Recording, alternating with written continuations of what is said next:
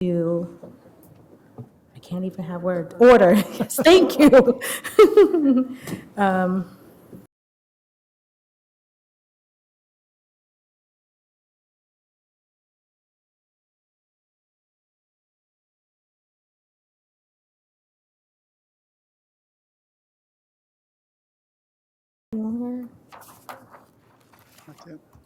Okay.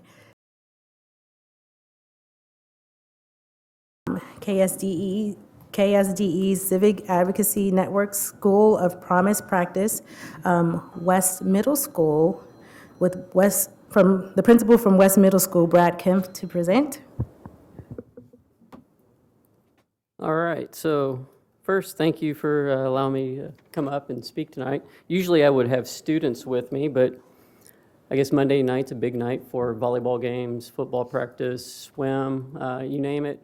We went through our list of about 25 kids and we zeroed out. So I did talk to a few of them, and they, the leaders that were kind of recognized by KSDE do want me to invite you out to the building when they work with their sixth grade students as they're mentoring. So look forward to an invitation, and you can see students in action. But we are glad, and I will pass this to Shannon. That is our KSDE certificate for the CAN Award. The Civic Advocacy Network recognizes schools that actively involve students in civic engagement opportunities and collect exemplary practices to share with schools across the state. The ultimate goal is to promote civic engagement as part of all pre-K-12 students' experience. So it was a very kind of lengthy process to be recognized for this award. We used what we call our student leaders. Student leaders are in several different groups around the building. They are orientation leaders. These are the students that receive leadership training from Bill Cordis through a grant that is given to us by the Lawrence Schools Foundation. These students are part of groups all across the building, including our Stuco, our tech team, our equity, student equity team, our, I don't want to forget anybody, our Hawk Flock, our Stuco, I think that's it. So about 35 kids across the building, and what they do is they work with sixth graders, help them be a part of the building and culture and climate. They're also part of our student decision-making body. I talk with them a lot, and about once a quarter we meet and we talk about leadership skills and provide them with the opportunity to use those leadership skills with our sixth graders. So it's been a great endeavor that we've been on here for about 3 years, and it's really nice to be recognized by KSDE as one of 10 schools this year to receive the CAN Award, and one of 3 middle schools. So very proud of our students, and like I said, we'll give you an invite and you can come see them in action. Thank you. Thank you. Thank you, Brad.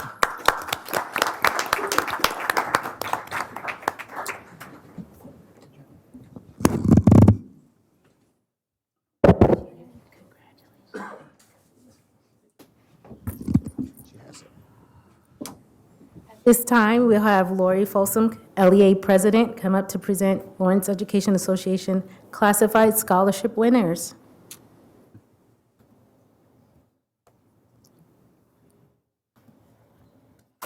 As Brad said, it's a truly busy evening, so I'm up here by myself as well. We wanted to take a moment to recognize our spring classified scholarship winners.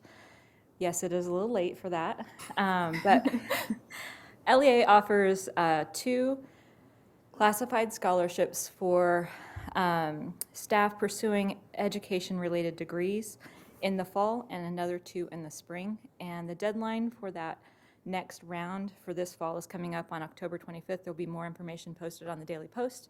And so if people can get the word out about that, I appreciate it. This last spring, we awarded Brandy Nolan and Kim Fuller each a $500 scholarship to aid in their education. And lo and behold, you guys hired Kim Fuller as a teacher at Billy Mills. And so we'd like to, take credit for that, but thank you very much for a chance to recognize them in front of everyone. Thank you. Congratulations.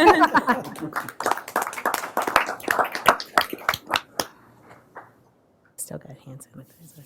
Okay. At this time, we'll have report of the president. This past week, I had the opportunity to attend the Midwest Equity and Plains Leadership Institute. This year's focus was geared towards school boards involving policy, so moving from that critical reflection to critical action. We came back with a wealth of knowledge, I'll say, from the team, the panelists, and other attendees. Kelly and I came prepared to share the input that we received from Delta and EAC regarding some of the equity policy plans that we saw and that we felt met our district's needs. And but although we didn't have the opportunity to address it, we left with planning tools that will enable us to work efficiently and have further discussion during the district leadership's monthly conference call to develop a plan in creating that equity plan. So Midwest Equity and Plains, they have a partnership with us, and they have a monthly call, and we were invited to that call to kind of discuss where we are so far. So Shannon and Kelly are part of the policy team, and I'm just tapping in right now. So we are planning for one of the things that we talked about, the outcomes, was centering equity and decision-making across policy domains in advancing educational equity. So that's what we're working towards there. And speaking of Delta, they had a meeting Monday? Oh, gosh, I can't even, Thursday, and the Delta Committee voted to change their name to POCAT, Parents of Color Advisory Team. The hope is that this will clear up any misunderstandings when recruiting or acting as a liaison at the site council meetings, because they've kind of received the question, like, what is Delta? And it's not quite an advisory team to the leadership team, so they changed that. And I know we have some amazing things happening with our scholars, but I'll let Dr. Lewis recognize them, but I want to say congratulations to all the wonderful things that's happening. And, you know, around this time, we get into the groove, and I just wanted to publicly say, let the staff and the scholars know that I appreciate the hard work that they've done thus far, and to keep up the great work. If you feel like you're barely hanging on, it's not over yet, so keep on holding on. Dr. Lewis? Thank you. A few updates. One, I want to thank our Lawrence School Foundation for that amazing community breakfast on Friday. I enjoyed recognizing our 4 high school student champions and actually hearing a lot of their accomplishments, and also hearing from one of our accomplished alumni. So definitely thank you to LHS alumni Brian Frederick for serving as our guest speaker.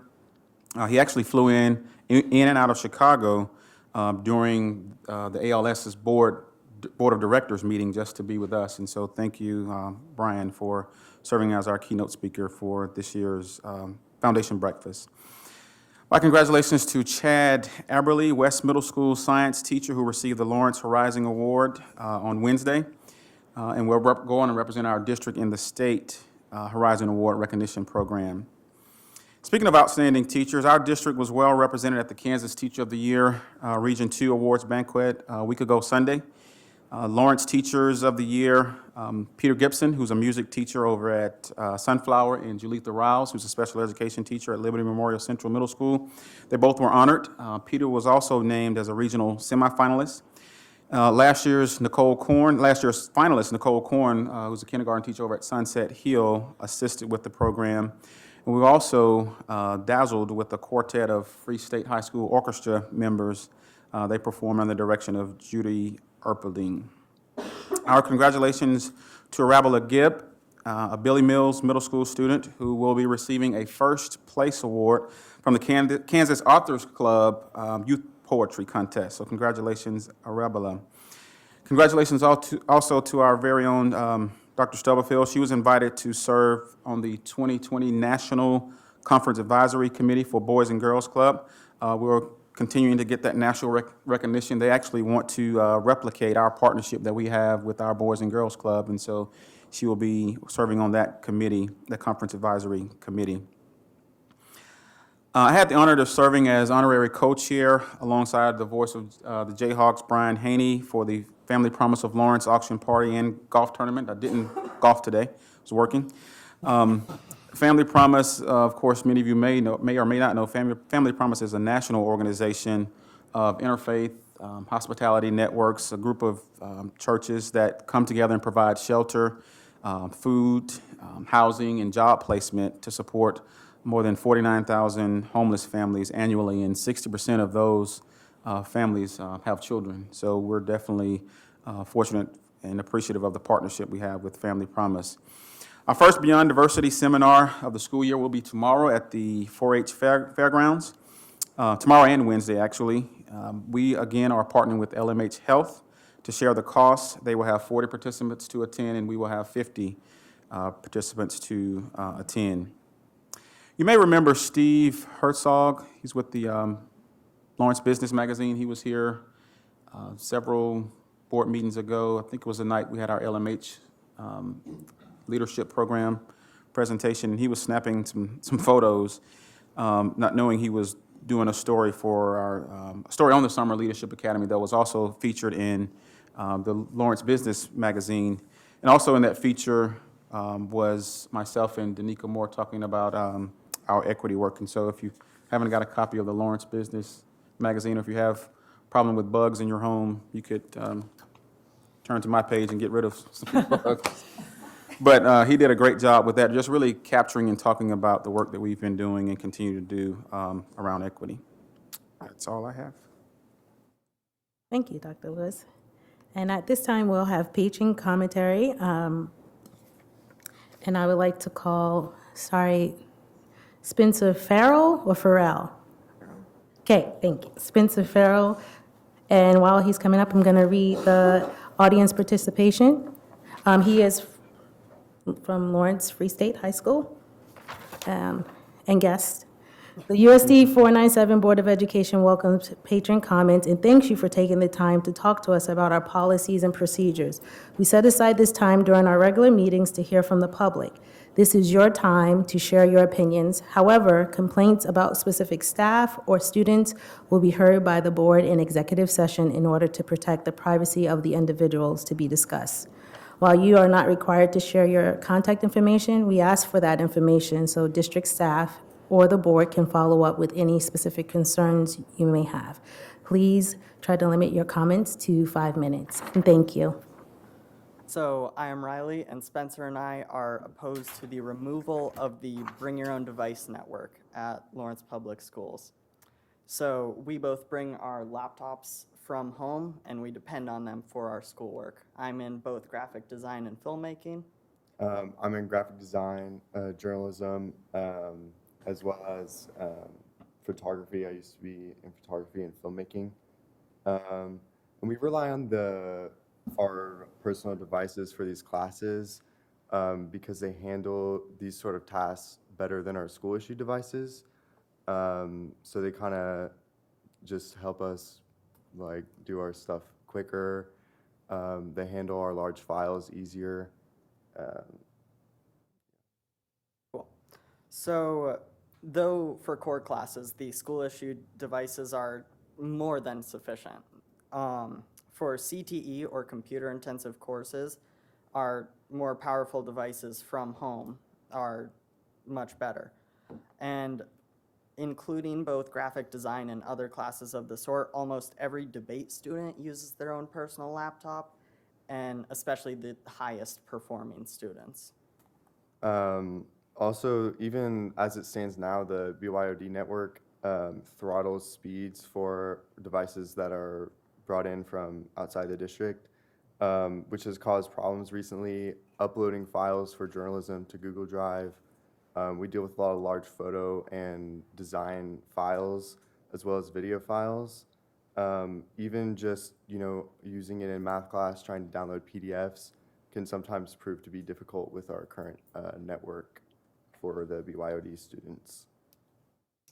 Now, I'm pretty sure that the reason for limiting BYOD or not having in general is because most students will connect their phones to this network. And I understand removing BYOD for that reason, because of course phones in the classroom can be a big distraction. And even though cloud use and a lot of online methods are popping up for files, again, the throttling and just slower speeds for our devices basically prohibits us from using the cloud, as we need our on-device storage for those big files. Yeah, another thing to note is the one of the concerns with the BYOD network is bandwidth, and we understand that it's fair to prioritize people trying to use the internet for educational purposes as well as the devices in the school, and that's why I wouldn't necessarily expect the school to provide internet access to people solely for their phones. Because they're not necessarily doing educational things. But those of us who are bringing devices from home for our intensive classes as well as just using them for our normal classes, it would be nice to have the same internet connection that people that use school-issued devices have.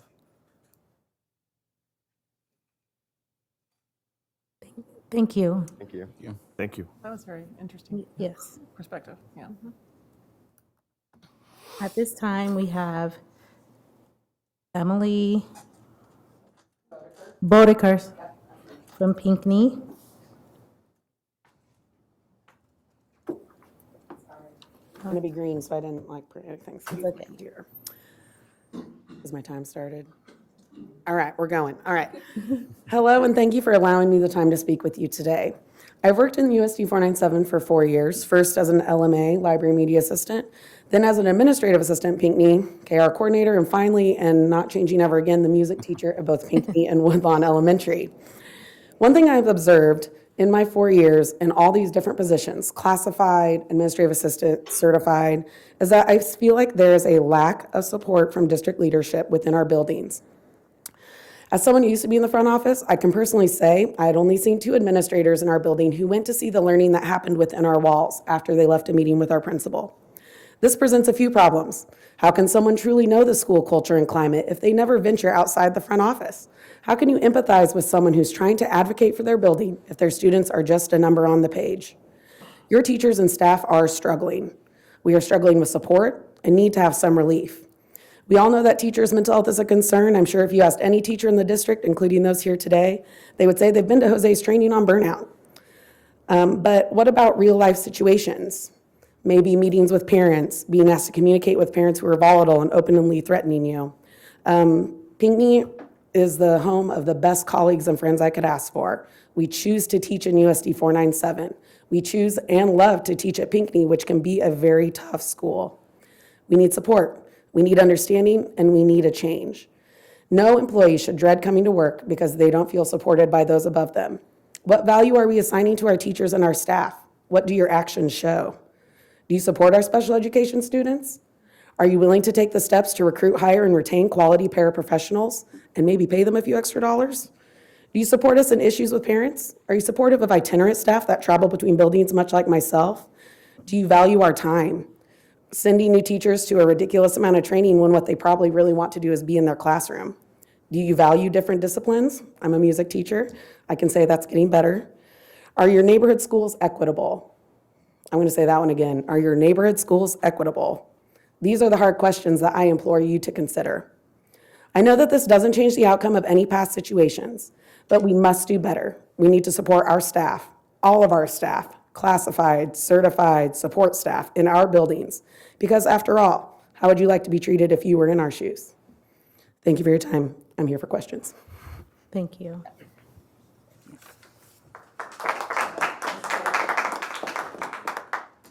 At this time, we have Kyle Johnson, also from parent of Pinckney, to discuss bed services. Thanks for your time. Does this work right here? Okay. Let me get my timer out. Try not to be windy. And I'm winging it. Didn't have a lot of time, frankly, to write. write down my thoughts and organize them. But so what I want to talk kind of to Ms. Bodeker's points is I want to talk about district support for our schools and equity and data-driven decisions. So our sons, I guess in conjunction with an opportunity that we'll take into an executive session related to a specific staff member, there have been some issues brewing for some time.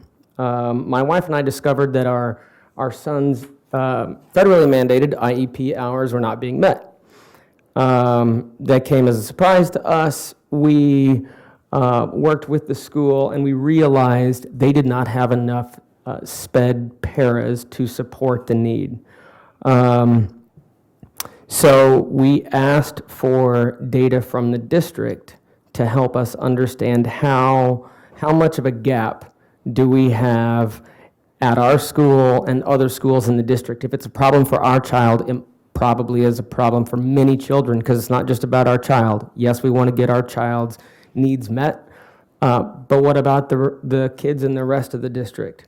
They're just as important as our kid. What we found was alarming. In basically a more detailed look at the data, my wife and I uncovered some seriously troubling issues. One of these concerns includes an overt correlation between the number of students from low-income families at a school and the school's unstaffed SPED para positions.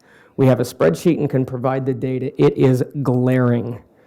The bottom 1/3 schools by income have the highest, I think 3 times higher unstaffed or rate of unstaffed SPED para positions. So we are not living up to our equity objectives. Furthermore, when we met with district members, and this does not include, by the way, Dr. Lewis, we actually had a pretty good meeting Friday. However, we had a meeting and some correspondence in between then, and some issues that bubbled up after our meeting on Friday that have now brought me basically to the breaking point. I'm frustrated, really frustrated. So we don't have confidence now that these issues are being taken seriously, not necessarily by Dr. Lewis, but by some in the district. And I feel like this has to get elevated to the highest level. The board, the public, they need to realize services, especially, look, all I know is our point of view, right? What we know is we have 2 children with special, with SPED needs, and these needs are not getting provided equitably across the district. Again, I have the data. We asked specifically, okay, well, how many, so during our discussion with district staff, we asked how many, and I guess, one of the conversations were being shifted away from SPED para positions. It's not really, what we were being told is, it's not really about the number of people we have. It's about, are the services being provided? And so we're like, okay, fine. Are the services being provided? They don't know if the services are being provided. They don't know. So I asked, how many IEP hours are required at each school? Literally the answer, this data is not available. They don't know. They can't hit a button and run a report to know how many IEP hours are required at each school. They don't know. They're literally written down on paper, and they don't know. So if they don't know how many hours are required at each school, how can they know if they're meeting those hours? I guarantee there are dozens of other families across the district who have kids who don't know that their kids' IEP hours aren't being met. This should basically be that the data should be captured, it should be automated, a red light should go off at the district level when some kids' needs are not being met. These are federally mandated needs. So we need your help. I'm frustrated that our principal was fighting on our behalf, and I feel like the district was not fighting with her. They were fighting against her, and that has to stop. We need to fix these gaps in equity and in sped services required, and our district needs to be supporting the building. I'll take any questions if you have them. Thanks. I have a question. Yep. You mentioned that you've collected some data and put it together, and that you and your wife have spent some time aggregating information. It would be helpful to the board to be able to see that information. Be happy to share it. Okay. And then that way we can ask more informed follow-up questions. Sure. As I'm sort of consuming this for the first time, so I need Totally to get it. see it. Yep. And then to know, I guess to say to you that the issues you're raising are quite serious, and I wouldn't want you to walk away from the board and not hear us say that we hear that we need to do some investigation on this particular issue, and that we'll follow up. And it might be some things that we can't get done this evening, but Right, they will not be solved Yeah, tonight. I right. get that. yeah. But I Yeah. don't want you to think that when there's that dead silence and you walk away as a parent, I want you to know that we heard you. I'd like to see the data that you have, and that we'll start asking questions to figure out what's happening. Yeah, I really appreciate that. And, we kind of increasingly uncovered more information from a data perspective, from a process perspective. I think we're just scratching the surface at what these challenges might be. We told Dr. Lewis that, hey, we're here to help. We want to solve these problems with you. We don't want to be, antagonistic for no reason. This started as we need our son's services to be provided. And then as we dug and dug and dug, and frankly, we're met with some resistance at some levels, in the district, as opposed to the school. The school was doing a great job in getting us the information that we need. We did not feel like that was necessarily the case. And so there are process problems, there are data collection problems. We can solve these problems, but we definitely need to work together, I think, to uncover what those process and data collection issues are.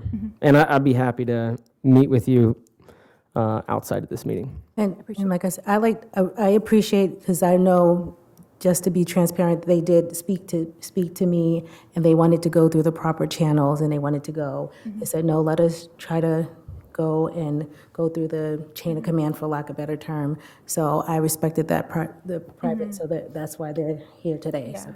And it does sound like you've engaged several people. So when Yeah. I say, I actually mean, Absolutely. yeah, Yep. this way down. Yeah, absolutely. And yeah, we wouldn't have brought it to this forum if it weren't for issues that'll get discussed in executive session, but it felt like, not only does that need to be addressed now in executive session, but this needs to go ahead and get brought up right now, so that the public, and frankly, you all are aware, because we have some macro challenges, and then we have some impacts to personnel as well that need to be addressed, so. And I do want to say, there's some of the things that you brought up that most certainly, I know they're active. I know that district administrators are actively looking at to Sure. see how we can resolve in terms of transparency and how we're collecting data. So I know there's already minds at work in that. But to the speed and to the transparency that I think is required based on your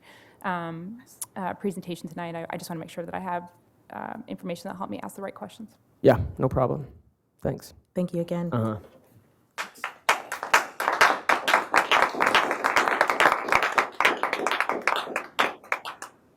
This time, we have further public commentary, but we have to dismiss for executive session. I will read. So I move the board recess to executive session to discuss personnel matters of non-elected personnel in order to protect the privacy interests of the individuals to be discussed with Dr. Lewis. And I'm going to call your names, but because of executive session, we will see you all one at a time. So with Kyle Johnson and Danae Johnson. I said it correctly, right? Okay. Emily Bodecker, sorry, and Erin Metzger. To be present, anyone else? And the board, obviously, but am I missing anyone? Okay, good. and return to open session in this room at 20 minutes, 30. Let's do at 7:01. May I get a, Second. all those in favor?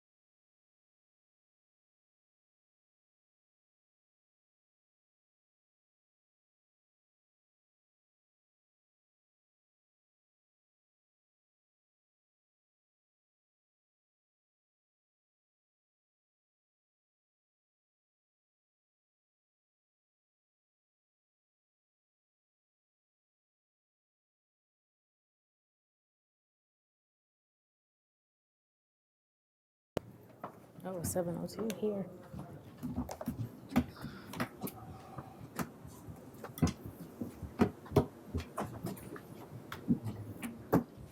Do we say there's action to, no action to follow?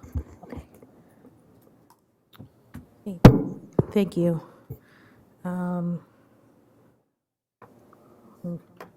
Yes, we're still in board, so, do you want to do the, yeah, you could do the board commentary there. Okay, at this time, we will have board commentary. Got a couple things, I'll try to make it quick. Just wanted to remind everybody that registration is open for the KASB Annual Conference, which is December 6th through 8th this year. There are several pre-conference sessions going on that Friday, some that are of particular interest for board members. There's a Foundations of Boardmanship 1.0 pre-conference day from 9 to 4 on Friday, which would be great for our newly elected board members to attend. They're also doing a poverty paradigm pre-conference session, and that will be an all-day thing. I think it's a poverty simulation. So if you haven't participated in one of those before, that would probably be a great session to try to attend. And then the third one that's available is the Meeting All Kids Needs bus tour. They do a bus tour to various schools in the area in Wichita, and I've not been on that, but I've heard really great things about it in the past. Also wanted to just share that KASB has changed kind of the way that they are doing organizing their professional development for board members. They've created 6 strands of learning, and they have these really cool graphics to go along with them if you got the flyer. But they have 6 strands: equity for all students, improving post-secondary success, developing quality educators and staff, effective, efficient organizations, safe and healthy students, and exceptional boards and leadership teams. And so all of the conference sessions are organized around filling in those 6 learning strands. So just wanted to share that. Also wanted to share that I had the privilege to attend the National School Board Association Western Region meeting the weekend of September 12th in Estes Park, Colorado, meeting with states from all across the region, and we had a really interesting school tour of the Estes Park School District. They're a small district, 1 building at each level, elementary, middle, high school, but they're doing a lot of really cool, innovative things, and I shared with Dr. Lewis in board leadership one thing in particular that I wanted to share with everybody else. They have a room in their middle school that's called their Exercise Learning Center, and it's a classroom that is staffed by a para where they have physical activities available for students, and they can come in and out during the day, either based on needs, like they have it written into their IEP or 504 plan, based on teacher needs, if a student needs a break. They did some research when they first opened the room, and they saw almost a 28% increase in attendance among the group of students that they studied when they first began using it, as well as a 50% decrease in major behavioral referrals and 34% decrease in minor referrals. And so at that middle school level, it was really cool to see. And so if you'd like more information about that, I can share the handout and also the flyer that they shared with us from Estes Park School District. We also had a really powerful set of presentations from 2 gentlemen one of whom was the board president of Jefferson County Schools when the Columbine shooting happened, and the other gentleman had been a former principal at that building and then was a district administrator at the time of the shooting and is now a board member in that district. And so they spoke to us for almost a whole morning about their experiences, and I'd be happy to, if anybody wants to hear more about that presentation, I'd be happy to share. It was when you have a really good cry and you just feel sort of worked up the rest of the day after listening to them talk about their experiences, that's sort of how it made me feel. So, but really, really powerful and some really great takeaways. And the last thing from that meeting was I was really excited to be reelected to the NSBA Policies and Resolutions Committee for this upcoming year. So I'm excited about that opportunity to serve and represent our state and the Western region at the NSBA meetings in Washington, D.C., and then annual conference in Chicago. So, and then finally, tomorrow and Wednesday are my first meetings of the Governor's Tax Reform Council. So I'll have some information to share with the board from that at our next meeting. Thank you. We appreciate that. Anyone else? I'm not sure if this is in the right spot, but if it's not, tell me and I'll say it later. I guess in light of listening to Mr. Farrell's comments with his co-student about bringing their devices to school, I'd like to ask or challenge staff and administration to see how kids in this situation can use higher power devices. Seems like we shouldn't. Just thinking about the policy that we talked about bringing out, it seems to lower the ceiling on some of these students' challenges and their work that they're doing in classes that require more power and more whatever are these machines.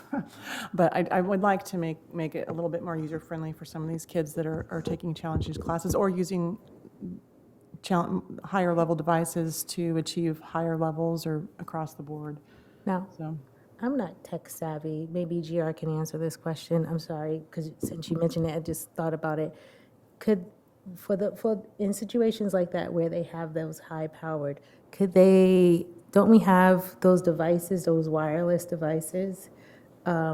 Could they potentially use that device? Could use that. There's a couple different ways that we could handle that. You could put it behind a login. You could give individual students a login to the network, and then you could monitor the traffic that goes back and forth to make sure that they're using it for educational devices if they're going to use their own device. And so students registered in a CTE class, you could build an infrastructure around that. That was the thought that was running through my head. I mean, there are certainly ways to do it that probably wouldn't be a massive burden on the system. Granted, I'm making commitments for an IT department I don't work for, but I think there are creative ways that it can be done that I don't think would be, because they're right when you put all those phones on because a wireless network has a limited, it has a limited number of lanes, and so the more cars you put on that highway, the slower all the cars go. And so if they're trying to run a semi down a 6-lane highway that's packed full of 1,000 cars, it's just not going to go as fast. And so if you want to move it to a 6-lane highway that has less traffic, is basically what they're asking for. There are ways to put it on that other highway and then still make sure that they're also only using it for educational purposes. these are classes that we're offering that requires, debate. That is a fact. There's debate, like photo, all the creative classes we have. It seems like we shouldn't limit their ability to participate fully in those. Just kind of along those lines, I was, and thinking about Melissa and I's, the beginning of our week, just the equity component. So bringing your own device, and then if you don't have a device to bring. So one of the things I was wondering about was, do the students have the equipment they need for those particular courses? So that might be another thing to think about as opposed to some kids having access to a device and others not. Like, how would we create equity there if we find out that we were challenged to think of this question, who's who's left behind, or who's not included? How was that? I can't remember how that started. But anyway, so that's sort of, I'm thinking about that, is how do we, That's my next We need some question. more powerful machines that can be checked out. For all. possibly. Yes, that's, But I do know that from the way things from are. experience that you do need different than. By this enrollment. issue. Yeah. yeah, and I can attest to that too at my house with my own children, so I concur. So anyway, some I think problem it's solving. around worth the it would be good. discussion. Anyone else? I just wanted to, Rick, can I go? No. Okay. I just wanted to quickly acknowledge the students on Friday who walked out for to acknowledge climate change and are acting in response to that crisis that we're all experiencing and partaking in. And in the spirit of that, also wanted to point out, there's a Lisa Ball at LHS is a biology teacher and teaches AP Environmental Studies. And she has been a phenomenal educator to our students about this particular topic. I'm sure that Free State has another teacher that I could highlight. I just happen to have 2 kids at LHS, so I'm pointing to Lisa. And I just wanted to acknowledge her work in that area and just say that I appreciate the education she's providing our kids and the way that they were able to move forward and talk eloquently about, and in a way that is informed about what we need to do related to climate change for their generation. So I appreciate that. Lisa Ball, if you're listening. And I think, oh, I'm sorry.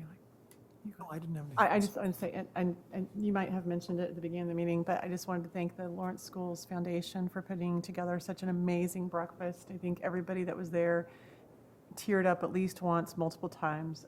We had a great presenter, homegrown presenter, and there's so much work that goes into that, and they raise so much money to help supplement some of the programs that we're doing, so. Thank you. Okay. At this time, can we get a motion to approve the consent agenda? I forgot Oh, to. sorry, yes. So I forgot to acknowledge, we have a staff that is retiring, so certainly want to acknowledge Nancy Renberger, is that right? Who's now at CTRAN right now and has been in the district for 13 years of service, and we really appreciate the time that you've dedicated to students in our district. Thank you, Nancy.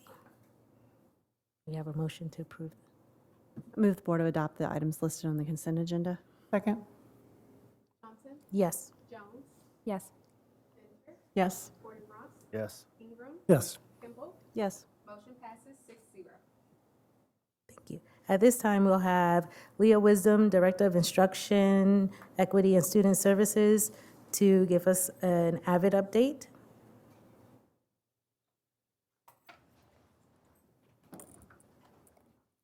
This can come up.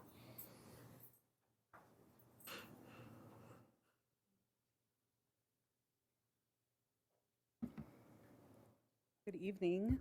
Leah was, so sorry. Leah Wisdom, Director of Equity, Student Services, and Instruction. So I'm actually giving you 2 reports this evening. This is the first of those, and I have some colleagues here with me. We did have a teacher that was going to talk with you, but we lost her. We hadn't planned for the possibility of an executive session, and she had other obligations. So anyway, Casey will speak on her behalf a bit. So tonight is really just about giving you an update on this part of the strategic plan. We're not asking for anything. We just want to let you know where we're at in this action steps. When we look at the strategic plan for this year, for 1920, we're talking about Strategic Initiative 2, so this idea of student-centered learning and meeting students' needs academically, socially, and behaviorally. Specifically, B, so setting clear expectations for student instruction and ensuring they are met through regular teacher observation and feedback. So the action step is to take the instructional framework and teacher feedback, which we're going to talk about in the next presentation, and embed them into practices or explore additional partnerships that might support that. We know we already have a partnership with AVID at middle and high school. So in the strategic plan, we're asking to, after this exploration at Avid Elementary has been happening over the course of the last year and a half. So this year to make a final decision by January 7th of 2020. So I want to just give a quick overview and or comparison of what Avid at the elementary level is versus Avid at the secondary level. At both levels, you're actually going to see essentially parallels. We're talking about utilizing core strategies for all students, having high expectations and rigor, providing professional learning and instructional practices that just layer on top of curriculum that already exists. It's not an additional curriculum. It's not something more or something different.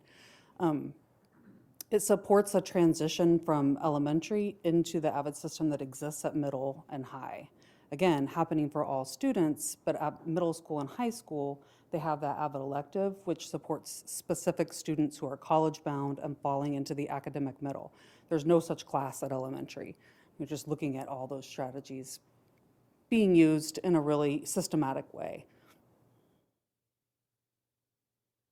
So this is just a great visual. You may have seen this just floating around on social media, but really like, we've always maybe seen the boxes. I don't no, this doesn't have the one, but what we really want to do is remove that wooden fence that you see, remove those barriers altogether. And that's what a partnership with Avid can look like. Honestly, it's what we're trying to achieve anyway, but we're thinking systematically, how can we do that at a pace and with the resources and with partnerships that might support us in getting there quicker.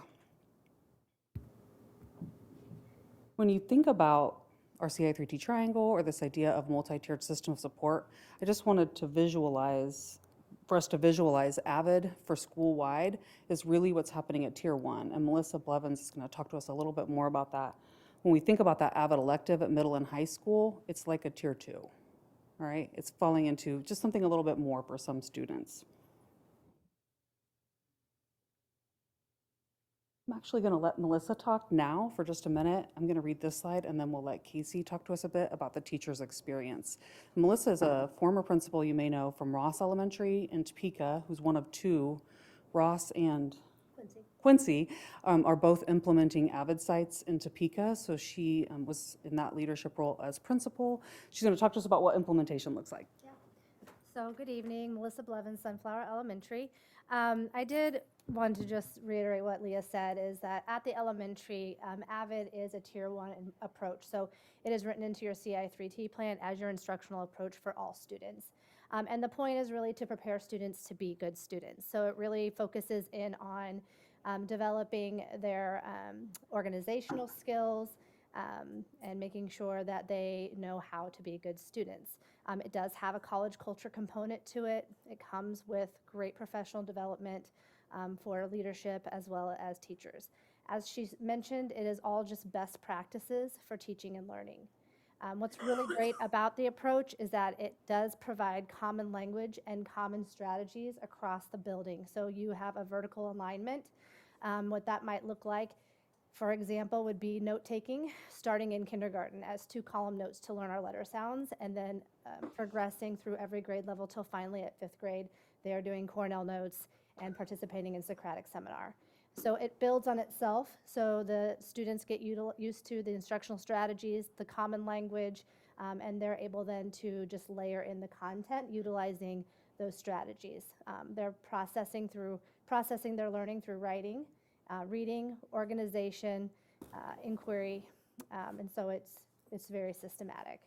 Is there anything else you want me to speak about? That's great. Thank you. I think what's really important about what she's saying is we're really not talking about things that maybe aren't happening in various forms, but having that systematic approach. It gives us the ability to have that systematic approach. And when we look at this, we already have, most of our teachers are working, they're facilitating learning, right? They're not necessarily, they're kind of the guide on the side. So we've been advocating for that. Our professional learning is supporting that. But I really want to reiterate this idea that it's not a layer of something else. It's not an additional curriculum. We already have curriculum that we're building through our curriculum design process. What we really want is quality opportunities for teachers to grow professionally and instructionally to implement that curriculum. The focus on relational capacity, that's huge for Avid at middle and high school. As you know, we've talked about culturally relevant teaching, that strand that so many of our teachers wanted, so we brought it here. And we're offering that. Our elementary teachers are accessing that, or can access that now. We only have so many slots, right? So not everybody's had the opportunity to go through. But that's huge. I really like the idea of bringing evidence-based practices to life without being prescriptive. So partnering with Avid at middle and high school has already shown us that we're not, nobody's telling teachers what to do, instead inviting them into professional learning opportunities that can enhance instruction. In the last couple of years, they've had a pretty big push, and I think I talked about this in the spring, for digital integration. So how to use devices and resources, digital resources, as enhancing the instruction versus just supplementing like a worksheet or something like that. So all the professional learning is modeling that and then providing opportunities for teachers to think about how to implement that with students. I'm going to let Casey talk. Yes. I ask a question, especially as it involves implementation. I was going to try and wait. But I know you said there aren't any addition, like new curriculum, but, speaking, I'm going to put my teacher hat on, like we get we have curriculum and we may add a new component like to up the level of rigor. But the fact still remains kind of like that transition into that is still quite, at times it can take a while when you consider your class, you consider, the different needs you may have in your class, the different learning styles. And with some of the issues that we heard today, like, how do you foresee that being implemented for the teachers? Like, because I worry that because there's no new curriculum added, the expectation will be like it's easy to just kind of jump into versus a transition. So how do you foresee that, like, happening without added additional stress, I guess, layers? I think it's a really great question. It's why we invited teachers to the elementary teachers to the Summer Institute, because we were curious. We're just learning. What will that mean? And because at the middle school and high school level, what we've learned from teachers who have attended the professional learning and are implementing in their content classes is that it has made it easier, right? The training has made that process easier. So if I could, I'll let Casey talk a little about, because she has some, like I said, the teachers couldn't be here, but she's going to talk a little bit about what they said. She was also present. And then if there's still more questions, we can dig into that. No, actually, I was going to be like, oh, I can help you with that one. Yay. So I'm Casey Van Dyke. I'm the ESOL facilitator for the district. And I had the opportunity to take 4 elementary ELL teachers to some Avid Summer Institute this summer. They all attended the academic language strand, which focuses on those Wicker components, but then it also really gave them what they shared with me, and then also what I experienced with them, the opportunity to interact with material, to practice the material, and then the time at the end to really put it together and think about, how do I want to implement this? What are my next steps? What teachers have shared with me as a result of getting this professional development and potentially moving in that path is that they feel more confident introducing rigorous academic level language to students that may not have thought were traditionally ready for it. So if a student's reading at a first grade level, but they're in 4th grade, they now feel comfortable saying, okay, we're going to talk about this 4th grade word, and we're going to do it, and here's how we're going to do it. And when I do it with you, I expect you to model this back to me in this manner.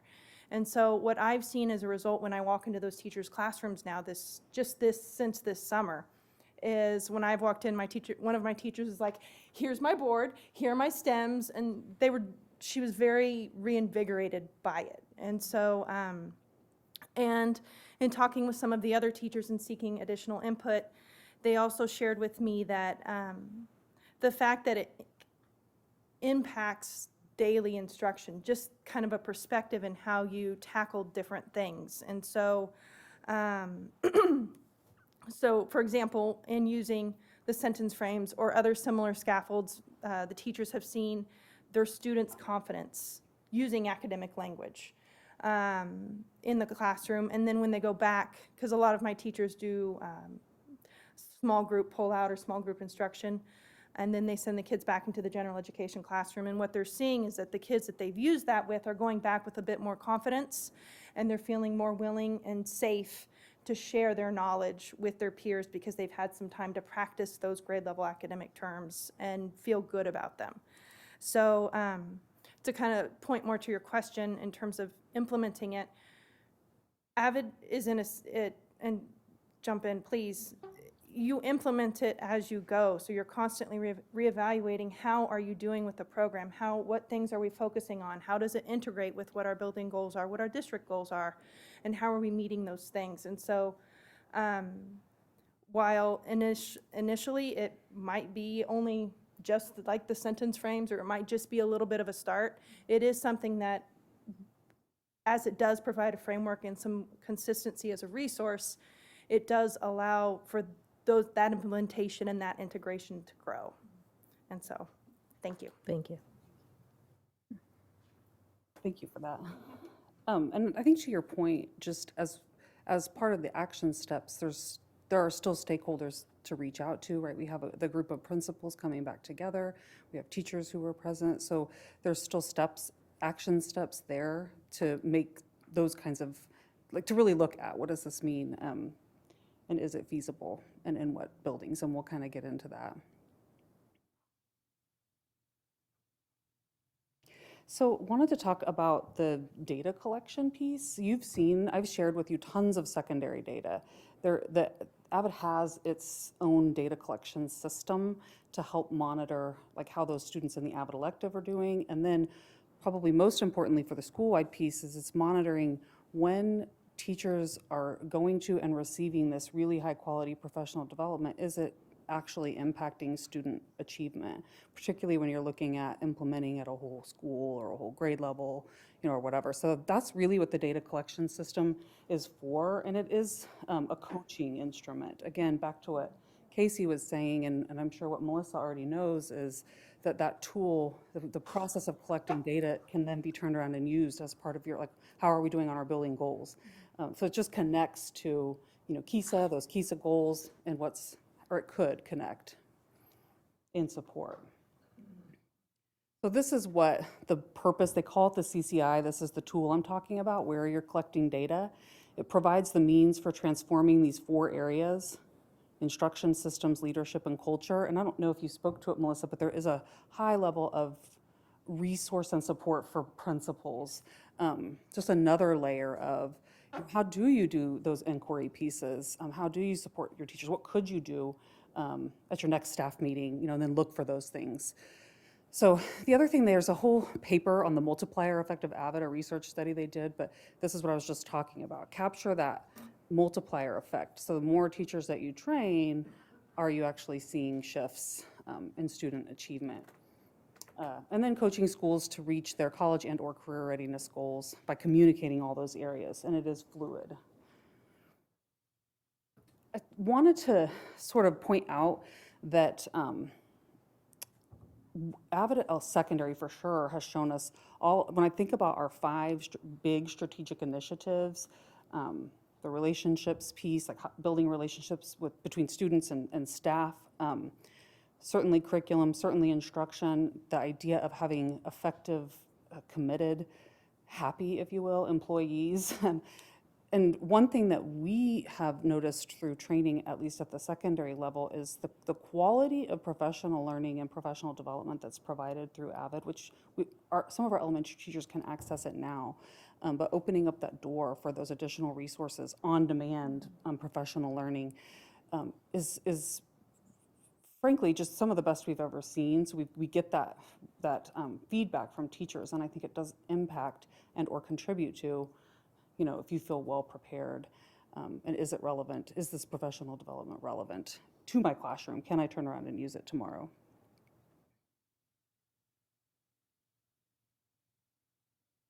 So some of the, if we were to have Avid at the elementary level at any of our schools, I'm just going to shift over here to that second column. What would we be expecting to see?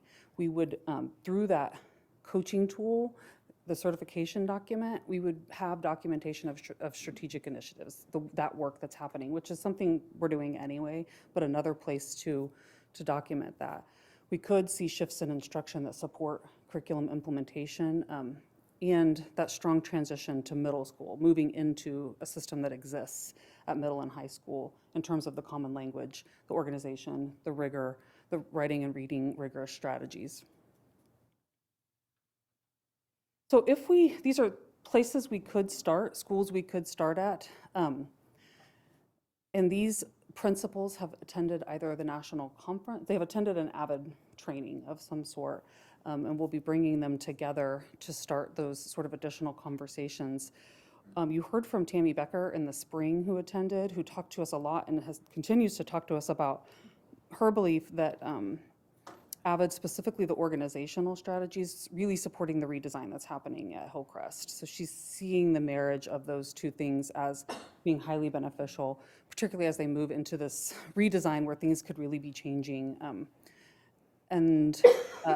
Thinking about feeder patterns, what students are going where, into what systems, what schools have additional funding to provide that supplemental piece, more. There's some of our schools that we want to do a little bit more. That's why they receive some of those federal dollars. So thinking about what would that look like. So these are schools that we could start at. the way it would look is still part of the action steps to determine, right? The sort of recommendation could be, if a school wanted to move forward, to look at training their kindergarten teachers and their fifth grade teachers. Let me reverse that. Because your fifth graders are going on, right? So they would have that, and then your kinder, you could just move inward. So those kinder kids would then have that all throughout, if that makes sense. And that's just a recommendation. I don't know how they've done it other places, but that's one way that we've heard that it can be done. So those are just some ideas there. Most importantly, as we think back on the action steps, moving ahead, our next step is to bring together those principals, then think about what do they need to do with the staffs at their buildings if there's interest. How do we make that decision moving forward? So that will start to permeate out to ultimately get to making a final decision on January 7th. So we appreciate that it's in the strategic plan, that it has been being explored for a really long time, and we feel that it's time to say, is this something we want to move forward with, or is this not a good time, or is it just a few buildings that want to move forward? So we're excited about those that have been trained and can provide solid perspective and bring that to the table to move forward. So I wonder if Mrs. Blevins can speak to the data that you saw at Topeka. Like, how did the data look when it comes to like overall, and then our subgroups, historically minoritized students with different abilities, ELL. Like, have you seen a? So I was there for 2 years, and in the 2 years I was there, we did see an increase in our state assessment scores. The data that we collected for AVID specifically drove just our approach, our professional development plan, where we went next with strategies that we were teaching our teachers to teach the students. So part of that CCI that she talked about, that's a coaching tool to ensure that you are implementing the items that you decide to implement, whether it's just you want to work on processing through writing, then you just are working on that piece, and then you're getting feedback on that, and then you can implement more as it goes along. But we did see growth those 2 years. It was not large growth, but it was growth. My school was a super subgroup, so all of our students were, of color, and so that was, we're a super subgroup. Does that make sense? Yes. I know, like, as we're moving forward and thinking about those decisions,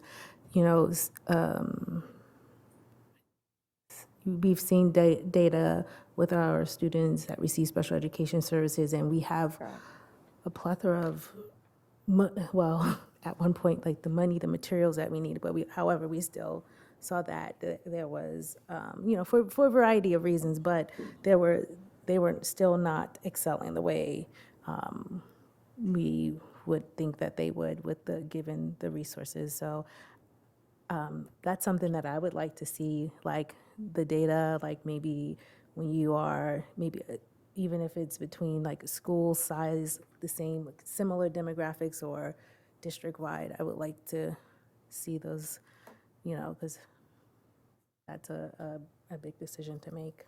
Mm-hmm. Not to say I don't, I think that the idea behind it, but, ultimately, we want data-driven decisions, equity, based decisions too. I think it's a great question, and we talked about this in the spring a little bit too. Right now, there isn't the kind of data at elementary like there is at middle and high because it's so much newer. So I reached out a few weeks ago, or about a week ago, in preparation for this presentation to the regional director, saying again, our board really wants to know and see, and I'm sure staff, and in considering this also wants to know and see, what is this? And so she made the suggestion that we do look at individual schools. It is Dr. Hurl in Independence, who just they're implementing AVID at the elementary level and have data. So she suggested some superintendent to superintendent conversations. We also have some other ones. Dr. Lewis has requested, last year we talked about doing a site visit, but we had a snow day and couldn't go. So we're rescheduling that so we can not see it in action and then ask questions to teachers. So we'll hopefully bring a representative group to that experience to bring that into the conversation as well, just so we're as informed as we can be in the absence of what you're asking for. I think it's a relevant question. So I think I have a question about how the walkthrough tool adds to or duplicates what we're already doing, because this has its tool. You're going to talk with us here in a minute about another walkthrough tool that we're talking about using, and then I know we have a tool that we use when our principals do evaluations that's aligned with our evaluation model. So how does the Avid tool fit into those other evaluative opportunities? And then where does the data go once we've collected it? Yeah, I appreciate the question because it begs some clarification. So thank you for that. The tool, I called it a coaching tool, and it is meant for sort of the leadership team to be thinking about goals. Avid does have some walkthrough resources, but we aren't utilizing those. It's not that kind of tool. Right. Okay. It's a data collection tool. We would use our walkthrough tool and instructional framework, as you'll hear, because the core Avid strategies that are being utilized, Avid didn't create them. They're just putting them together, right? So those are threaded in through our instructional framework already, whether we're doing Avid at elementary or at any level for that matter. What we're saying is they're in there. How can we support teachers in being able to be at their best to implement? And is this a good option? Okay. And then I noticed that Hillcrest is on the list, but have you gotten feedback from the other 3 elementary schools that are doing redesign about how this would or maybe wouldn't align with the work that they're doing? I know it's really early in the year in their redesign process, so they may not even be ready to answer that question. But our principals who've attended they shared at their meetings, and so we certainly can and will broaden that conversation. I think what we know through our exploration thus far is that it's really not feasible to implement at all schools. So, but I like the idea of thinking about, because redesign was something Tammy brought up, should we really have a more in-depth conversation with those principals as well? So it's a great point. all right, thanks. Anyone else? Thank you. Thank you all for coming. I appreciate it. Thank you. I told Ann I was going to do like a costume change in between. And we have Leah Wisdom, Director of Instruction, Equity, and Student Service, here to give us a report on the LPS instructional framework and walkthrough tool, the DigiCoach. Yes, Leah Wisdom. Nice to see you, Leah. Okay, so yeah, I'm going to talk to you all about the instructional framework and teacher feedback, which for the purposes of this presentation, we're talking about a walkthrough tool that can allow for that. So again, I wanted to start with an essential question, because you're going to see that threaded all throughout our instructional framework. So our essential question for this presentation, what I hope for you to gain is, what is teacher feedback and how is it connected to the instructional framework? So in terms of the strategic plan, this again is Strategic Initiative 2, Student-Centered Learning, and setting the clear expectations. On a later slide, I'm going to show you the action steps. There's a lot for this one. So it was difficult to get it in here, but we're going to talk a little bit more about that. Oh, I'm sorry, I do have it right here.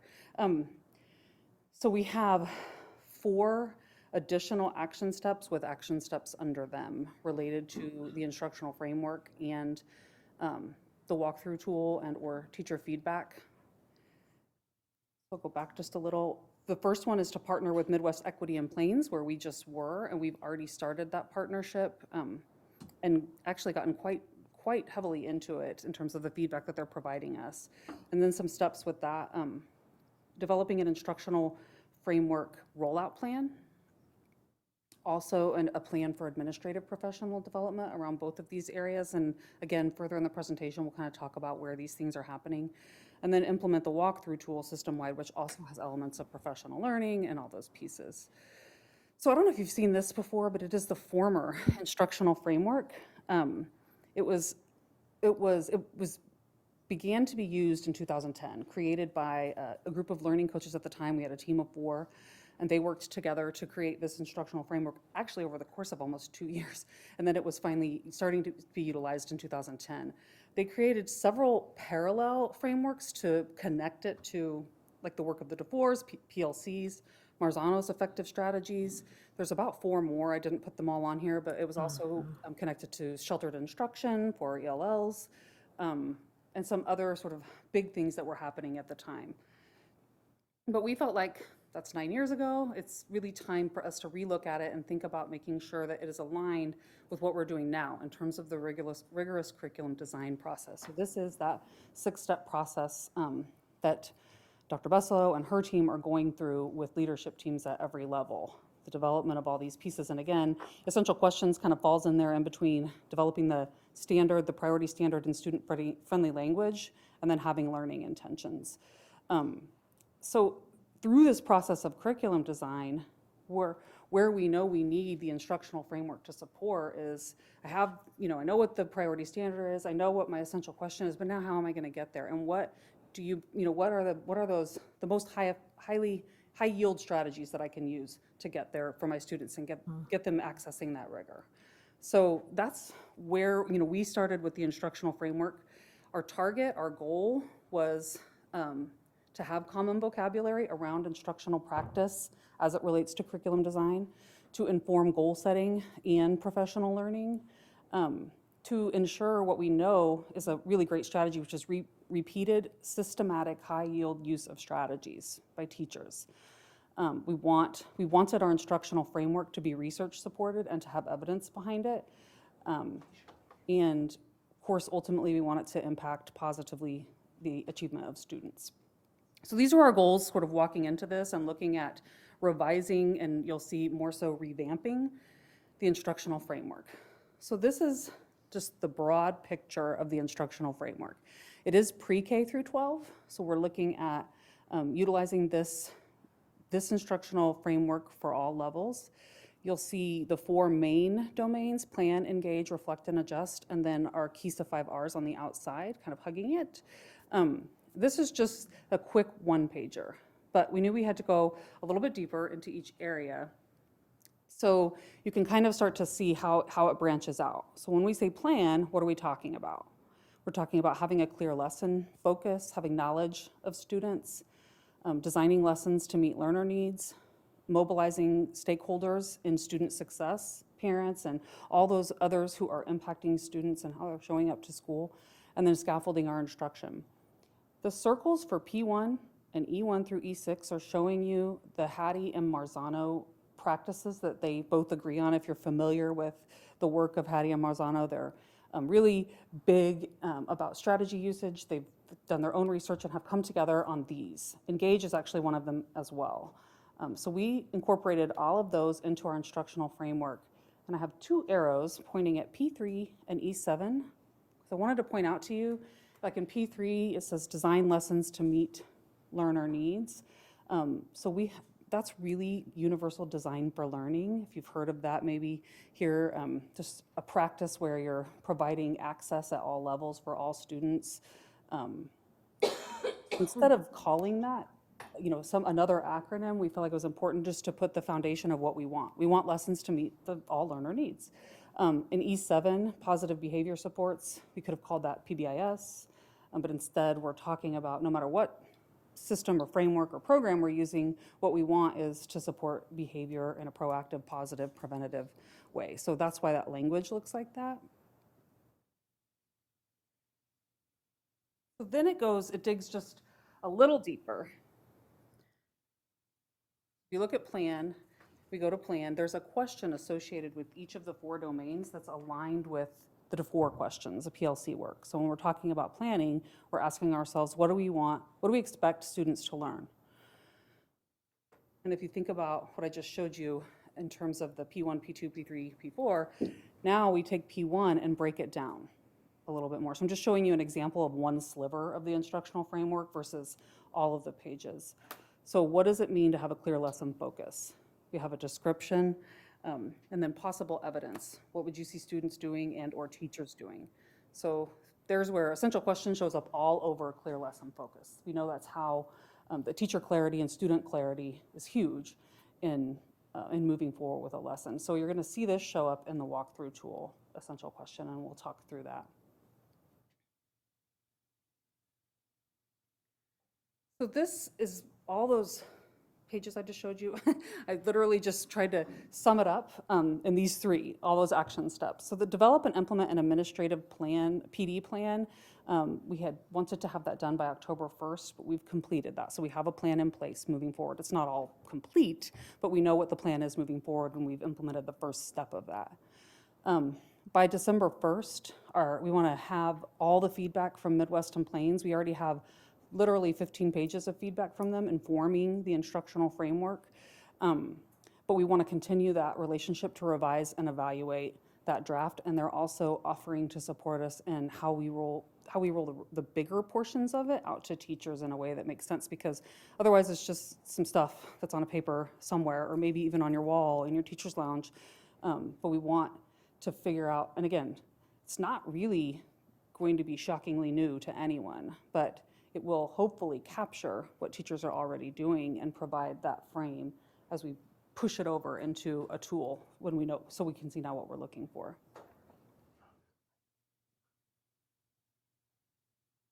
Again, kind of reiterating that, instead of having things going all over the place, the instructional framework and then the tool that we're going to talk about, the feedback tool, pushes us all in the same direction, right? We're now, what's happening with our rigorous curriculum design and those teams, connecting to how lessons are built, connecting to then what instruction looks like, connecting to then how teachers can receive quality, on-demand, really quick feedback on how they're doing. As we shift into talking about the tool, I'm actually going to pause for a second. Do you have questions about the instructional framework piece or side of it? I feel like I'm throwing jargon out there. So you looked at me like, yeah, I don't know how to Marzano. Like, okay. The graphic thing. Okay. Can you use some Avid strategies to make sure she has access to the service? Let's do a little Socratic seminar on how to so again, back to our question, what is teacher feedback and how is it connected to the instructional framework? So we're going to move to that. And in John Hattie's book, Visible Learning, he says the greatest effects on student learning occur when the teachers become learners of their own teaching and when students become their own teachers. So that's driving us as we think about what does teacher feedback look like, really authentic teacher feedback in a way that's actually useful to teachers. So I don't remember what the research says, but we know regular, consistent feedback is going to impact student achievement, right? One-time type feedback, kind of like a state assessment sort of thing for kids. You know, it's not doing a lot in terms of, it's just giving me an summative information versus formative. Immediate feedback. Yeah. Yes. So before I get into that, so we have been having conversations about walkthrough tools for a long time over the course of the last year plus, and even beyond that. So I want to acknowledge some of that history, just moving you into what this one looks like, at the risk of boring you, so I'll move really fast. We have a professional development council who worked really hard years ago to create a walkthrough tool that was on iPads, that was in a Google form. And it was meant to be utilized by teacher teams that were walking through. And it just never got the traction and the use that really it was intended for. And I think that goes back to the arrow slides, right? So was everything really, was the trajectory clear? Was the purpose clear? Was the feedback quick? All those kind of pieces. So we learned from historically what happened before us. No, just kidding. So taking that knowledge and thinking, okay, so if we know that it's important to be in teachers' classrooms, we know that providing feedback is going to be useful and beneficial, what do we want that to look like? So we explored multiple tools from Google Forms, which was being utilized, and in a lot of cases is currently being utilized. I would guess that all 21 of our schools, including College and Career Center, have a walkthrough tool. Those schools that we've done walkthroughs at, through the academic team, they have all had a tool that they've offered to us as these are the things we're looking for in this building. So it's happening. It's just not systematic, and it's not connected to all those pieces that we just talked about. So we looked at Google Forms, we looked at about 5, and we narrowed it down to 3, and did really in-depth research on those 3, and ultimately chose DigiCoach, which you all approved a few meetings ago. And we have had, since then, an opportunity to customize the tool so that it's Lawrence's, and it's based on our instructional framework. And we have done our first round of training with administrators. So we'll talk about what some of those next steps are, but it is called DigiCoach. They pride themselves in providing a tool that is about coaching. So you will see where the feedback is built in. This is our first blush at our tool. It is a 5x4 grid. Pardon me. We picked 5 areas that we felt like were most relevant right now. And you can see an orange sort of square around 2 that I'm going to highlight for the purposes of showing you some data today. But we know essential questions, are big right now. And so if you look at like the descriptor for that, it says teacher posts and poses open-ended inquiry-based questions. So that's an example of, we were trying to capture, we don't just want to walk in a classroom and see an essential question.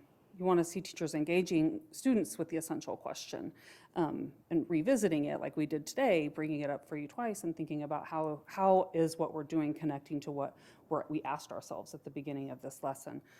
So that's just an example. This is super fluid. It will definitely grow and change. But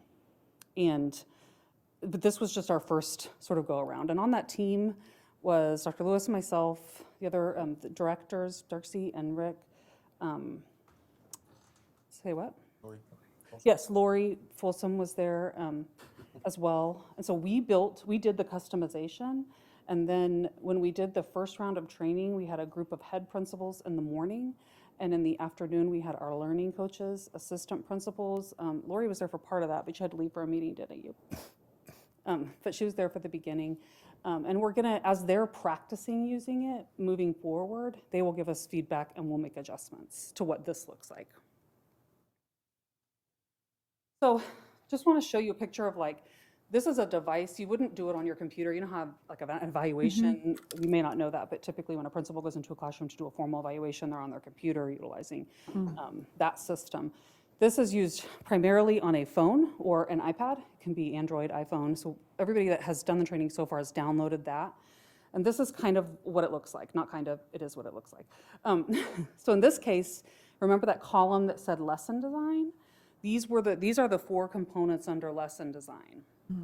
So if I'm just popping in a classroom, but I'm only looking, maybe I'm not even looking for those top 2 things, right? I'm just popping in, I'm gonna be in there a couple minutes, but I do wanna see, are essential questions there? And are they happening? And do I see depths of knowledge? That's what DOK is, and rigor. So with 1 tap, I can put the check saying, yeah, that happened. I saw that while I was in there. Or 2 taps, the X saying, I looked for it, but I didn't see it. And I might make notes to myself but I was also only in there for the first 5 minutes of a lesson or something like that. So I can give myself notes as the observer that I was looking for that, but maybe I wasn't even in there at a good opportunity to see it. So those are all really important. But what that generates is an email that I'm going to show you in a second to teachers that you could send to teachers with feedback. So we'll talk about what that looks like. But here, if you see essential questions and rigor and DOK, if I do walkthroughs over the course of a week, I might want to quickly look at what percentage, how often am I seeing what I'm looking for? And in this case, wow, I'm only seeing essential questions 25% of the time. Maybe we should do a quick review at our next staff meeting or something like that. So it gives that really quick on-demand data to observers and principals and others who might be observing. Ultimately, this would be a tool we would definitely want teachers, peers observing one another. So whomever that is, what is it telling us so that it is informative and informing what our next time together looks like. So this is the feedback screen. If you noticed on that previous one, I had the green check next to essential questions. This would generate an opportunity for me to say, oh, I saw that. And it's just, it's positively written. Like I saw essential questions. That's really great for students' clarity. And they're pre-populated, so I can quickly pick them. If it was one like that had the red X, depths of knowledge and rigor, if I didn't see that, the tool will offer me some coaching tips that I could say, ooh, if you get into depths of knowledge, here's what you might expect from your students. So positively written tip for the teacher. Those can quickly be added into an email. You can kind of see it down there. I can customize it as the observer and send it off for literally seconds later feedback. Or I could wait if I wanted to go back to wherever I was and write a little bit more for each of the teachers that I had been in, I could do that as well. Or opt not to send an email if I didn't want to. But because the tool is meant to be a coaching tool offering feedback, if you're going to come in my classroom, it should be great to know, what you saw comparatively to maybe what I saw or what I believe I'm doing. So this is another example of a quick report that someone might see. So if you look at essential questions and rigor and depths of knowledge, the two that we're looking at for today, there's been total for rigor and depths of knowledge, 24 strategies, but 74 coaching tips. So there's a lot of coaching that's happening around rigor and depths of knowledge. Again, another indicator that maybe that's something as a staff we could dig a little deeper into. Whereas if you look at, I'm going to go up to relationships, we're offering strategies 65 times and coaching tips 23 times. So a little bit more happening in the relationship department. I might be able to say this is happening really well. I want to point out the column that says frequency. That's a quick way for observers, a principal or assistant principal, whoever's looking at it, to say, if you look down at rigor and depths of knowledge and or essential questions, when I go in to classrooms, I'm only looking for essential questions 7% of the time. But it's one of the most important things happening in the district right now. Maybe I should be looking for that a lot more. So it helps you see as the observer what you're looking for. And are you looking for the things that you're saying are important, or the things that you just had a professional development on to provide that feedback right on time? So there's cloud reports, several. Summary reports, comparison reports, coaching reports, usage reports. There's lots of different ways to very quickly look at the data, and it is right on time. As soon as the walks happen and they're submitted, the data goes into the cloud and is available for a report. So I want to just show you some examples of a few. This could be, like for me, I might say, here's, these aren't our exact 5 areas, but if they were district-wide, how are we doing? Because I do a lot of planning for professional development. So it looks like in this particular example, cognition is below 50%. So I could dig in to that to see what is happening in there. So for here, this actually isn't aligning, this is engagement, but I'm seeing that pacing might be something to focus on. So I can keep digging down to get a sense of what we're seeing in our walks. Conversely, I might also want to know, as somebody who plans professional learning, who's doing pacing really, really well. Like we're seeing that in all the walks and in Rick's classroom. So I might want to invite Rick to share with his colleagues at our next professional development what he's doing in that area, because every time we do a walk, we're seeing such high rates of that happening in your classroom. So it gives you different ways to think about providing professional learning. You can sort and look at this data by grade level. You can sort and look at this data by content. You can do it by teacher. You can do it by time. So I like this one. If I do a professional learning on Wednesday and I say, the staff, we all do this one on, maybe it's Socratic, so I'm just making that up. So it's inquiry. So I say, for the next week when I'm in classrooms, I'm really going to be looking for, those questioning. I can look just at that time period, from the time we did that training to now, at all the walks that happened, to see what, and then as a staff, we can look at that and say, well, we got trained on it, but, and we did really well. We're implementing, we're asking those questions, we're doing that. So let's keep that up and move on. You can look at comparison charts to see over various buildings and or time points. And then this one is just another way to look at it. So there's the strategy or skill. So this strategy is being offered, engagement and relevance. When you showed an introductory video clip during your anticipatory set, you created student interest and motivation. I can see that that's been given 16 times. And if I wanted to dig deeper, I could click on that 16 and see when it's been given and to whom and all those things.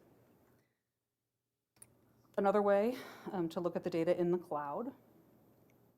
And again, this one's really great because you might have lots of different types of observers. Your coach, your assistant principal, your head principal, other teachers, peers. And what, something that's interesting, I just like to point this out, I don't know if others find it interesting, but that DigiCoach actually in their research of using this tool and giving feedback, they found that when teachers observe each other, they see things at a higher rate than when administrators observe teachers. So we know we want to move there to where our teachers are the ones looking for what they're learning about and providing feedback to one another. That's not in any way dismissive of the walks that our administrators are doing. It's just important to know. And so if the administrator can use this as a way to monitor that, because in this particular case, you can see the coach has an average percentage of 92%, whereas the vice principal has 58%. So as the head principal, I might say, we need to calibrate. We should probably do some walks together because we're seeing things at a totally different rate. And so that just encourages them to stay calibrated and thinking about what are we really looking for when we're looking for an essential question. Are we looking for the same things? Maybe we should go back to that instructional framework and read the descriptor. So we're making sure we're looking for that. So it's that calibration piece. And here, just an opportunity to see who's doing the walks. So this is kind of fun, I think. You could set a goal. If you see up in that left-hand corner, it says set walkthrough goal. Well, this principal said, we're gonna try and do 40 walks each over the course of whatever this time frame was. So now it's color coding. Those that got close, 80% or above are in blue. You can start to see, did we each meet our goal? So when our principals were looking at this last time, they said, well, I want myself and my assistant principal and my coach to be in at least 5 classrooms a day. That's 15 walks a day, 15 times 5. And was starting to do the math, we could set this big goal for us and see, can we get in and do all these walks that we want to do? And that's just about getting into classrooms. Because if we're not in classrooms, we're not supporting teachers, we're not, just what our colleague was saying to us earlier about wanting to be out there and being in classrooms. And this is another way, but most importantly, not perfunctory way. And that's what I appreciate about the data. It's not just, oh, I went and did my 5 walks, but I provided feedback. And now I'm looking at that and thinking, how does it inform what I should do next with my staff? Or the leadership team might be looking at it and saying, what can we do, at our PLCs and all those pieces. So I appreciate that about the way that the data is kicked back out, that it's not checklisty or checkboxy, because that would defeat the entire purpose of why we're doing it. So I mentioned that we have the administrative PD, so we want to talk through that just a little bit. We did have, just last Thursday, we had 2 trainers from DigiCoach here training our learning coaches, our district administrators, and our head principals. The next step, we actually just set up a meeting with Darcy, Rick, and myself.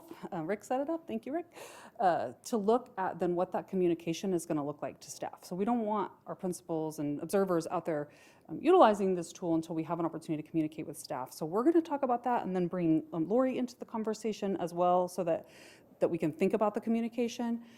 Another suggestion that Lori had for our team was to utilize Professional Development Council, PDC, which is a group of primarily teachers, comprised primarily of teachers. We have a few principal representatives who were integral in the former walkthrough tool, so can be very informative to us as we think about what does rollout look like for this tool. How do we ensure that we are articulating and communicating the purpose of this tool as a learning tool, as a coaching tool, not as an evaluation, as a tool not being utilized in the process of evaluation.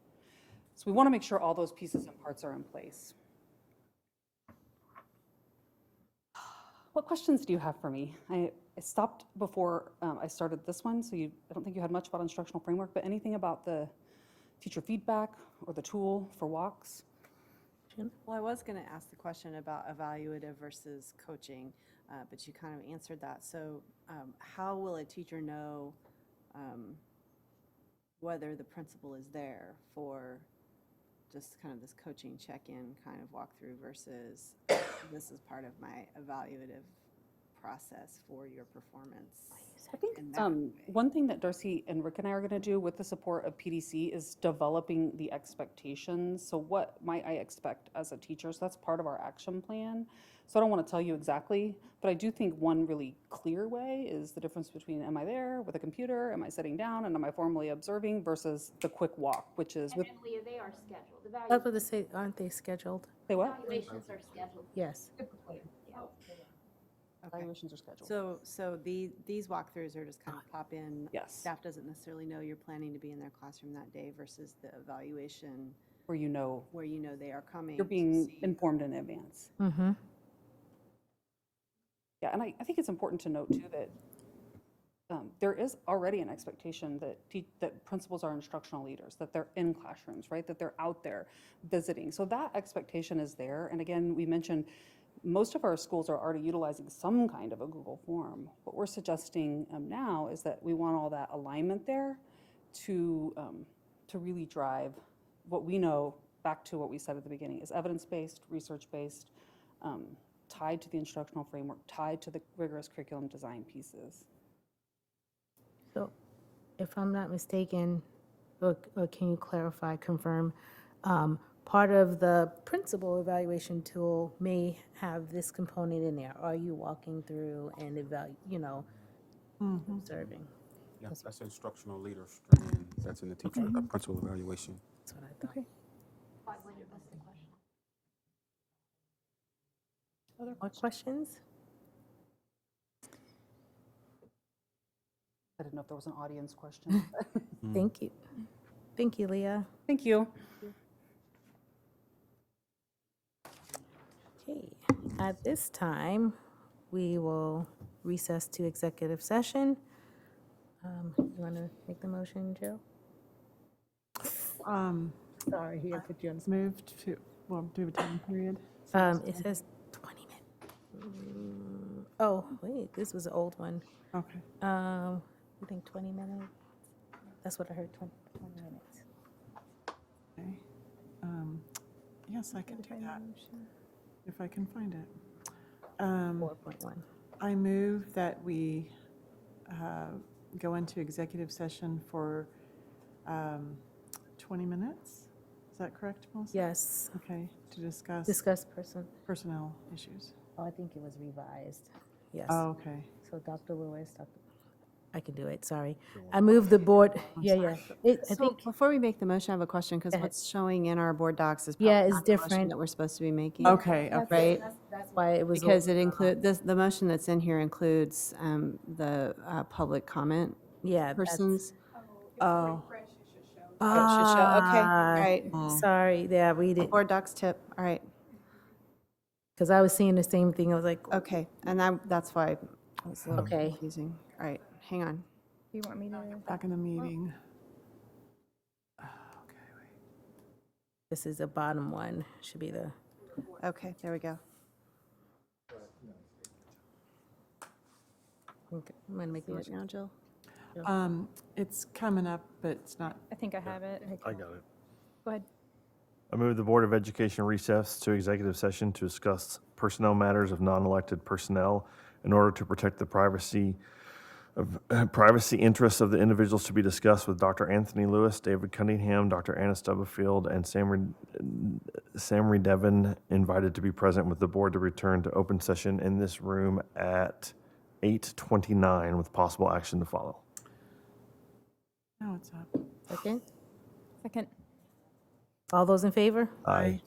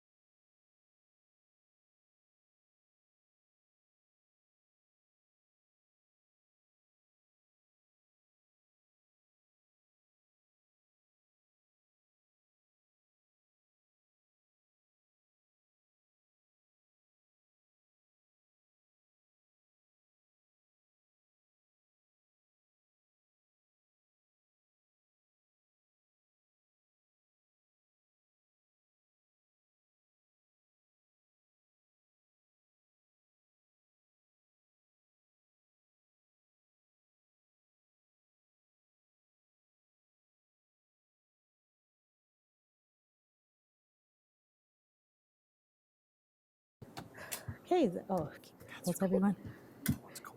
Okay, we're back from executive session with a motion. I move the Board of Education accept the resignation of Pinckney Elementary Principal Christy Hill effective September 21st, 2019. Second. Yes. Yes. Yes. Yes. Yes. Yes.